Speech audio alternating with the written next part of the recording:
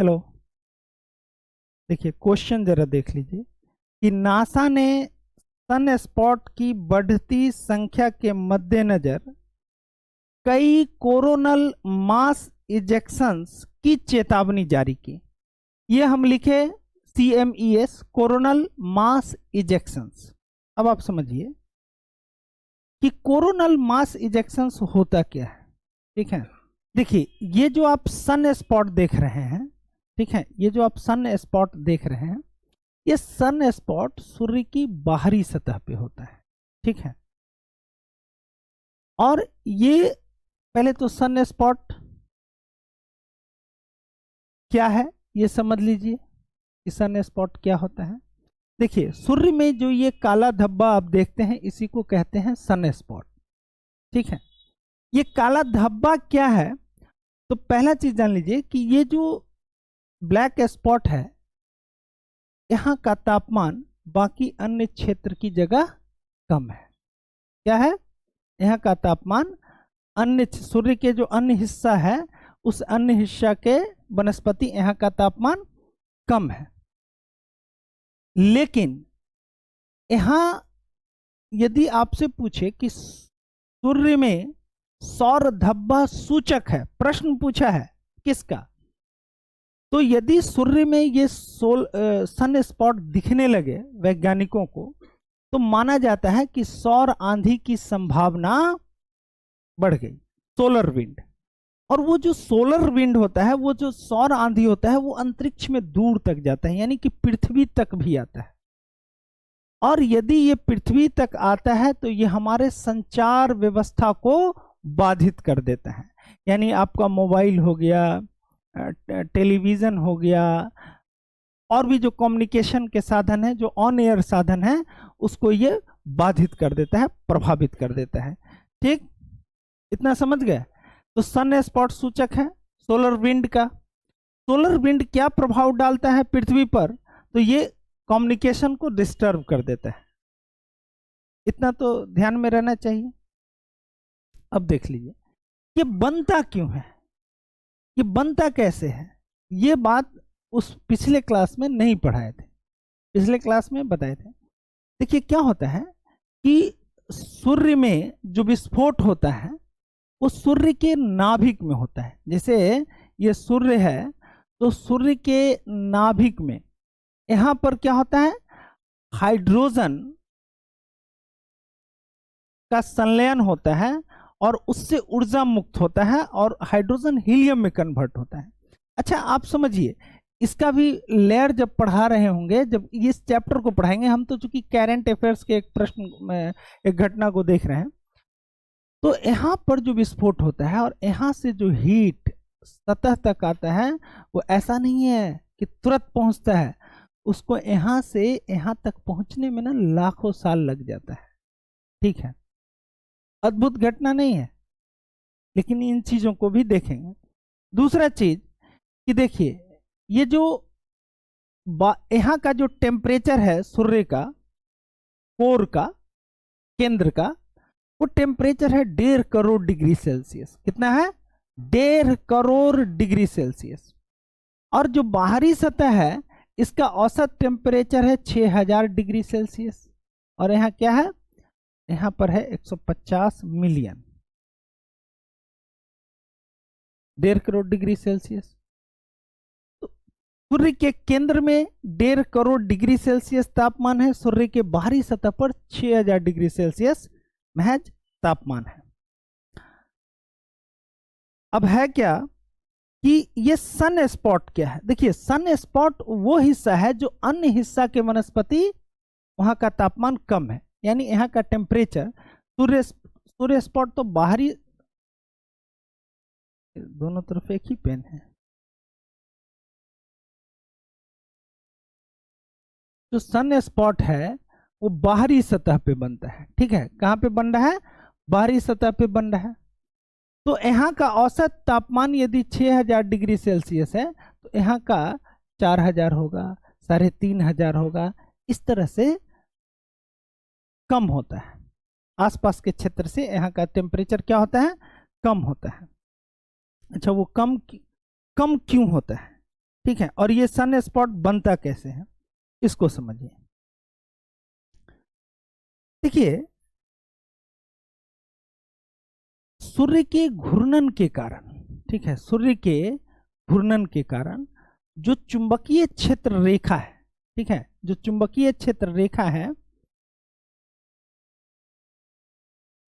ये हम चुंबकीय क्षेत्र रेखा को ये मतलब इस पे अंकित कर रहे हैं। देखिए, मान लीजिए कि ये सूर्य का चुंबकीय क्षेत्र रेखा है, ठीक है। तो सूर्य के रोटेशन के कारण, सूर्य के घूर्णन के कारण, घूर्णन क्या होता है, जो अपने एक्सिस पे घूम रहा है, जैसे लट्टू घूमता है, तो क्या होता है कि ये रेखाएं आपस में उलझ जाती हैं, ठीक है। देखिए, चुंबकीय रेखा जब आपस में उलझेंगी तो जहां पर मान लीजिए कि ये रेखा ऐसे ऐसे ऐसे बन गया, ठीक है, आपस में उलझ गया, तो जहां पर चुंबकीय रेखा ज्यादा होगा वहां चुंबकीय क्षेत्र की सघनता ज्यादा होगी, है ना, मतलब डेंसिटी ज्यादा होगा। तो वहां पर क्या होगा, वहां पर मैग्नेटिक फोर्स ज्यादा होगा। आप समझिए कि ये चुंबकीय रेखा है, यानी यहां पर कुछ चुंबकीय, जैसे आप समझिए कि करंट चलती है, तो करंट जब विद्युत धारा प्रवाहित होती है तो अपने आसपास मैग्नेटिक फील्ड क्रिएट करता है ना। तो इसी तरह से सूर्य में आप देख लीजिए, जो भी पार्टिकल्स है आयोनाइज्ड होता है, नहीं आयोनाइज्ड होगा, विस्फोट हो रहा है तो आयोनाइज्ड होगा ना पार्टिकल्स, तो अपने आसपास क्या करता है, चुंबकीय क्षेत्र बनाता है। लेकिन जब सूर्य रोटेशन करता है तो ये चुंबकीय क्षेत्र आपस में उलझ जाते हैं, जिसकी वजह से एक ही जगह पर जो मैग्नेटिक फील्ड की डेंसिटी है वो बढ़ जाती है। जैसे मान लीजिए कि इस एरिया में ये उलझ रहा है, तो यहाँ का क्या हो गया, अरे दोनों तरफ एक ही आ जाता है, तो यहाँ पर क्या हो जा रहा है कि यहाँ पर मैग्नेटिक फील्ड का डेंसिटी बढ़ गया, मतलब वहां पर चुंबकीय बल ज्यादा काम कर रहा है। क्या कर रहा है, चुंबकीय बल ज्यादा काम कर रहा है। तो क्या होता है कि यहां पर चुंबकीय बल ज्यादा है, फोर्स ज्यादा है, जो कि अंदर की तरफ लग रहा है। पृथ्वी का चुंबकीय क्षेत्र फोर्स कैसे लगेगा, नीचे की तरफ ही लगाएगा ना पृथ्वी अपना। तो यहां पर मैग्नेटिक फील्ड का डेंसिटी ज्यादा हो गया, तो यहां पर फोर्स क्या होगा, मैग्नेटिक फोर्स, चुंबकीय बल क्या होगा, ज्यादा होगा। तो वो फोर्स जो है जब ज्यादा होता है तो यहां से निकलने वाला जो हीट होता है, ये जो हीट निकल रहा है, वो चुंबकीय क्षेत्र की वजह से जो उष्मीय ऊर्जा जो कोर से मतलब केंद्र से सतह पर जा रही होती है, ये चुंबकीय क्षेत्र उस उष्मीय ऊर्जा को बाधित कर देता है। क्या करता है, उस उष्मीय ऊर्जा को बाधित कर देता है। जब वो उष्मा यहां तक नहीं पहुंच पाया, ये उष्मा यहां तक ठीक से नहीं पहुंच पाया, तो यहां पर क्या बन गया, यहां पर बन गया ब्लैक स्पॉट, क्योंकि हीट उस मात्रा में उस सतह पे नहीं जा रहा है, तो वहां का टेम्परेचर क्या हो गया, गिर जाएगा, और गिर जाएगा तो आसपास का टेम्परेचर ज्यादा रहेगा और वहां का टेम्परेचर कम रहेगा, तो वहां बनता है सन स्पॉट, ब्लैक स्पॉट, जो आप दिख रहे हैं। देखिए, इन सब क्षेत्रों का टेम्परेचर, देखिए ये सब क्षेत्र का, ये सब क्षेत्र का टेम्परेचर क्या है, ज्यादा है, लेकिन जो ब्लैक स्पॉट है उसका टेम्परेचर कम है। किसी को बताइएगा जरूर कि सूर्य में सन स्पॉट कैसे बनता है। सूर्य में सन स्पॉट कैसे बनता है, तो आप समझिए कि सूर्य के कोर से जो चलती है उष्मीय ऊर्जा, जो सूर्य के सतह पर पहुंचता है, वो सूर्य के घूर्णन के कारण उसका जो चुंबकीय रेखा है वो आपस में उलझ जाती है, और जहां पर वो उलझ जाता है वहां का मैग्नेटिक फोर्स बहुत ज्यादा हो जाता है, और ये उष्मीय ऊर्जा को सतह पर आने से मतलब उसको बाधित करता है, उस मात्रा में नहीं पहुंच पाता है जिस मात्रा में वो अन्य जगह पे पहुंचता है, तो वहां पर बनता है सन स्पॉट, ब्लैक स्पॉट, ठीक है। और जब यहां पर ब्लैक स्पॉट जो आप देख रहे हैं, ब्लैक स्पॉट देख रहे हैं, इस ब्लैक स्पॉट में, इसको हम लोग सन स्पॉट बोलते हैं, हिंदी में सौर धब्बा बोलते हैं, सौर क्लंक बोलते हैं। और यहाँ पर उत्पत्ति होती है सोलर फ्लेयर की, है ना, सोलर फ्लेयर और सोलर विंड, सौर ज्वाला। वो जो आंधी यहां से चलती है, देखिए आप समझिए आंधी कैसे चलता है। आंधी जो चलता है, जैसे अभी आंधी कैसे चलता है, तो आंधी चलता ऐसे है कि हवा के गति का एक नियम होता है कि हवा हमेशा हाई प्रेशर से लो प्रेशर की ओर चलता है। मान लीजिए कि किसी क्षेत्र में हाई प्रेशर कहाँ होगा, जहां ठंडा होगा, जहां ठंडा होता है ना वहां हवा नीचे उतरता है, तो वहां हाई प्रेशर होता है। और जहां गर्मी होता है वहां हवा गर्म होकर के ऊपर जाती है, तो नीचे क्या बन जाता है, लो प्रेशर। तो यहाँ हवा नीचे उतर रही है, यहाँ हवा गर्म होकर ऊपर चढ़ रही है, तो ये यहाँ से हवा तेजी से जाएगा। यहाँ जितना लो प्रेशर होगा हवा की गति उतना ही तेज हो जाती है, ठीक है, और फिर ऐसे ऐसे ही घूमेगा। यदि यहाँ नीचे लो प्रेशर है तो हवा गर्म होकर ऊपर उठेगा, तो ऊपर में हाई प्रेशर बन जाएगा। ठीक यहाँ पर हाई प्रेशर है तो नीचे हाई प्रेशर है तो उसके ऊपर लो प्रेशर होगा, बताए हैं। तो ये हवा ऐसे गोल गोल चलने लगता है, ठीक है, हवा के चलने का नियम। ये सभी रोचक बातें हम लोग ज्योग्राफी में पढ़ेंगे। फिलहाल हम ये कह रहे हैं कि जो आपका सन स्पॉट है वो सन स्पॉट कैसे बना ये आप समझ गए, ठीक है, ये आप समझ गए। अब करंट के क्वेश्चन पे लौटते हैं कि नासा ने सन स्पॉट की बढ़ती संख्या के मद्देनजर कई जगह कोरोनल मास इजेक्शन की चेतावनी जारी। देखिए सूर्य का जो सबसे आउटर मोस्ट लेयर है, सबसे बाहरी परत, वो है कोरोना, ठीक है, वो है कोरोना। जैसे सूर्य में जब आप जाएंगे तो सूर्य का लेयर हम पढ़ाएंगे, परत बाय परत दर परत आपको पढ़ाएंगे सूर्य के बारे में। फिलहाल आप ये समझिए, ये जो आप सूर्य को देख रहे हैं, किसी एक डायग्राम को लेते हैं, हाँ, अब आप समझिए। तो ये जो देख रहे हैं आप सूर्य को, ठीक है, इससे भी बाहर जाकर के सूर्य का एक परत है जो अमूमन आपको हमको केवल और केवल सूर्य ग्रहण के समय दिखाई देता है, ठीक है। कोरोना जो है वो हमको केवल कब दिखाई पड़ता है, सूर्य ग्रहण के समय, डायमंड रिंग की तरह जब पूर्ण सूर्य ग्रहण होता है तो आपको वो दिखाई देगा, एकदम सूर्य के बीच में पूरा काला दिखाई देगा, चारों ओर से एकदम डायमंड रिंग की तरह चमकता हुआ, वही होता है कोरोना। और कोरोना केवल और केवल सूर्य ग्रहण के समय दिखाई देने वाला भाग है। आप समझिए अद्भुत बात, ये आपको ज्योग्राफी में बताएंगे जब पढ़ाएंगे, तो कि सूर्य के इस सतह का तापमान है 6000 डिग्री सेल्सियस, जबकि कोरोना का टेम्परेचर, जो कि सूर्य से और आउटर मोस्ट लेयर है, इसका टेम्परेचर 20 लाख डिग्री से लेकर के 27 लाख डिग्री सेल्सियस के आसपास है, 27 लाख डिग्री सेल्सियस के आसपास है।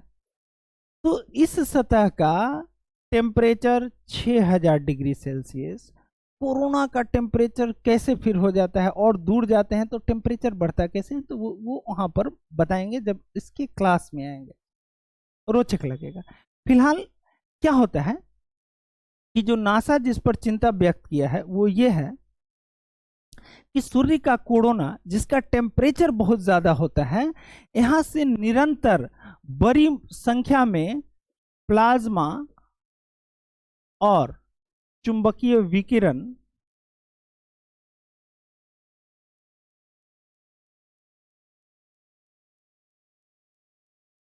अंतरिक्ष में मुक्त होते रहते हैं, ठीक है, अंतरिक्ष में मुक्त होते रहते हैं। क्या?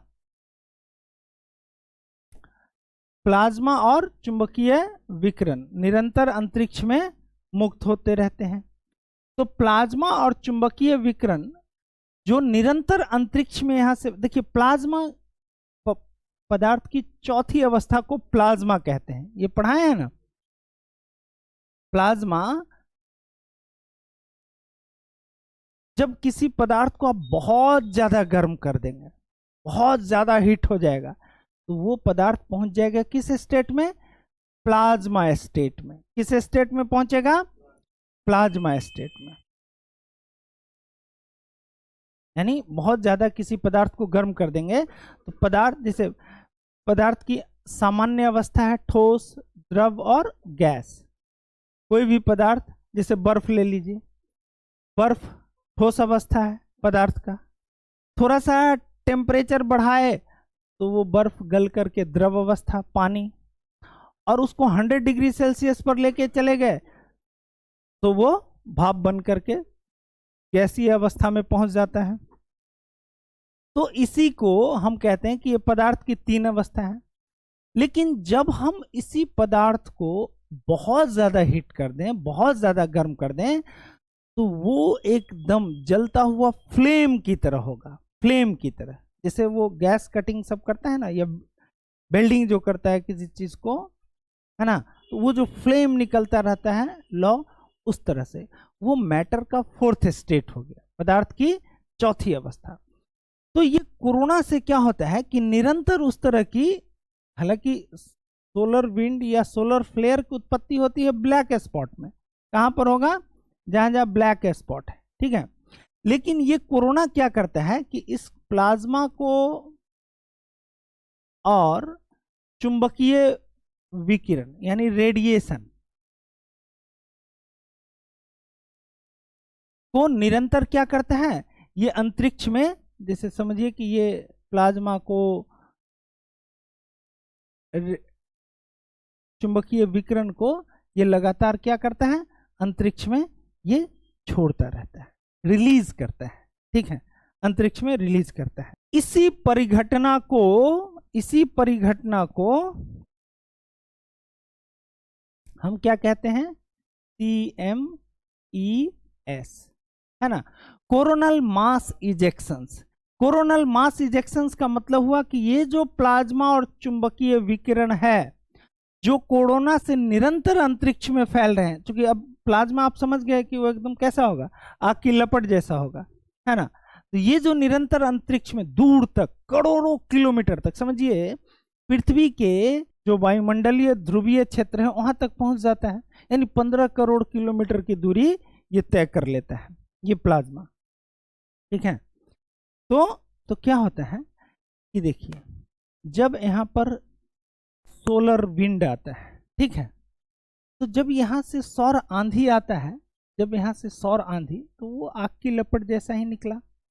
यहाँ चूंकि टेम्परेचर कम है, जब ये कोरोना के पास पहुंचता है तो क्या हो जाता है, वो प्लाज्मा स्टेट में चलाता है, ठीक है, और वो प्लाज्मा कहाँ मुक्त कर देता है, कोरोना अंतरिक्ष में मुक्त कर देता है। और ये जितना सन स्पॉट बढ़ता चला जाएगा, इसका एक अवधि होता है, 12 वर्ष का अवधि होता है, ठीक है। ये पहले बढ़ता है और फिर घटता है ना, बढ़ता घटता रहता है। तो ये जो आप देख रहे हैं, ये जो ब्लैक स्पॉट आप देख रहे हैं सूर्य में, जो ब्लैक स्पॉट आप देख रहे हैं, सन स्पॉट, यहां से उत्पत्ति होती है किसका, सौर आंधी का, सौर आंधी का। ये सौर आंधी जब कोरोना के पास पहुंचता है तो बहुत ज़्यादा आयोनाइज्ड हो जाता है और ये प्लाज्मा स्टेट में पहुंच जाता है, और वहीं से फिर जो चुंबकीय विकिरण है, ठीक है, वो होना शुरू होता है, जिससे क्या होता है कि अंतरिक्ष में चुंबकीय क्षेत्र की मात्रा में वृद्धि हो जाती है। तो इसको हम एक नाम दिए, ये जो प्लाज्मा और चुंबकीय विकिरण जो अंतरिक्ष में चलता रहता है, इसका हम एक नाम दिए CMES, कोरोनल मास इजेक्शंस। ये पृथ्वी के लिए कैसे मतलब नुकसानदायक है, तो ये हमारे कम्युनिकेशन को क्या कर सकता है, हाँ, डिस्टर्ब कर देगा। क्यों, तो ये एक आवेशित कण की धारा है, आयोनाइज्ड पार्टिकल्स है ना इसमें। जब आप किसी पदार्थ को बहुत ज्यादा हिट करेंगे तो क्या हो जाएगा, आयोनाइज्ड हो जाएगा। आयोनाइज्ड होने का मतलब क्या हुआ, पार्टिकल्स पर चार्ज आ गया, है ना, प्लस या माइनस का चार्ज आ गया। जैसे करंट क्या है, चार्ज है, उसमें करंट में क्या है, चार्ज है। तो इसका मतलब है कि उस पार्टिकल्स में अब क्या आ गया, चार्ज आ गया। अब वो पार्टिकल्स क्या करेगा, हमारे रेडियो कम्युनिकेशन को डिस्ट्रॉय कर देगा, ठीक है, हमारे रेडियो कम्युनिकेशन को क्या करेगा, डिस्ट्रॉय कर देगा, ध्वस्त कर देगा। इस सीएमई का प्रभाव जरा देखिए, ये तो आप सीएमई से समझ गए। ये जो प्लाज्मा और रेडिएशन हो रहा है, मैग्नेटिक रेडिएशन, इसको हम नासा कहा कि ये कोरोनल मास इजेक्शंस। कोरोनल मास इजेक्शंस आया सबको समझ में? प्लाज्मा क्या है आया समझ में? पदार्थ की चौथी अवस्था प्लाज्मा है। किसी पदार्थ को जब बहुत गर्म करेंगे तो वो आयोनाइज्ड हो जाता है, उस पर चार्ज आ जाता है, ठीक है, तो वो आयोनाइज्ड पार्टिकल हो गया। आयोनाइज्ड पार्टिकल मतलब अब आप उधर से जाएंगे तो मारेगा झटका, ठीक है, चार्ज है ना पार्टिकल। दूसरा है कि इसमें चुंबकीय क्षेत्र भी बनेगा। मैग्नेटिक रेडिएशन है तो चुंबकीय क्षेत्र बनाएगा कि नहीं बनाएगा? वो तो बनाएगा। तो इसी को कहा कि ये जो है ना कोरोनल मास इजेक्शंस है। चलिए, ये कोरोनल मास इजेक्शंस तो आप देख लिए। अब इसका जरा पृथ्वी पे प्रभाव देखिए। ये इसलिए कहते हैं कि देखिए, करंट अफेयर्स में तो केवल जो नासा अपनी चिंता व्यक्त किया कोरोनल मास इजेक्शंस को लेके, वो यहाँ करंट अफेयर्स में लिखा। इसका प्रभाव देखिए, इसको कट करना है तो क्लोज। अब देखिए, हम ये देखे CMES, आप समझ गए, कोरोनल मास इजेक्शंस। हम लोग पेन गलत सेलेक्ट करते हो, इसलिए कभी पतला कहीं मोटा होता है, ये एक रंग का रहेगा। कोरोनल मास इजेक्शंस जो है वो तो समझ में आ गया। इसका इम्पैक्ट देखिए पृथ्वी पे, इसका इम्पैक्ट क्या होता है ना?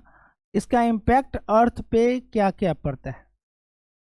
तो पहला इम्पैक्ट ये पड़ता है कि आप सुने होंगे कि उत्तरी ध्रुव और दक्षिणी ध्रुव पर, हाँ, उत्तरी ध्रुव और दक्षिणी ध्रुव पर ध्रुवीय ज्योति का निर्माण होता है ना? ध्रुवीय ज्योति का निर्माण होता है।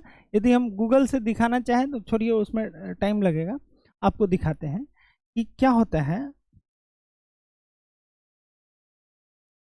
कि आप पृथ्वी का उत्तरी ध्रुव देखिए, ये हो गया उत्तरी ध्रुव और ये हो गया दक्षिणी ध्रुव। ऐसे पृथ्वी का उत्तरी ऊपर जो होता है, पृथ्वी गोल है ना, तो 90 डिग्री जो जहां पर ये होता है वो कहलाता है पृथ्वी का उत्तरी ध्रुव, और 90 डिग्री नीचे वाला कहलाता है दक्षिणी ध्रुव। तो जब आप पृथ्वी के उत्तरी ध्रुव और दक्षिणी ध्रुव पर खड़े हों और आप आसमान में देखेंगे तो आपको आतिशबाजी जैसा दिखेगा, जैसा शादी विवाह में छोड़ते हैं, ठीक है। इसी को बोलते हैं ज्योति प्रकाश का निर्माण होना, ठीक है, ज्योति प्रकाश का निर्माण या ध्रुवीय ज्योति का निर्माण होना।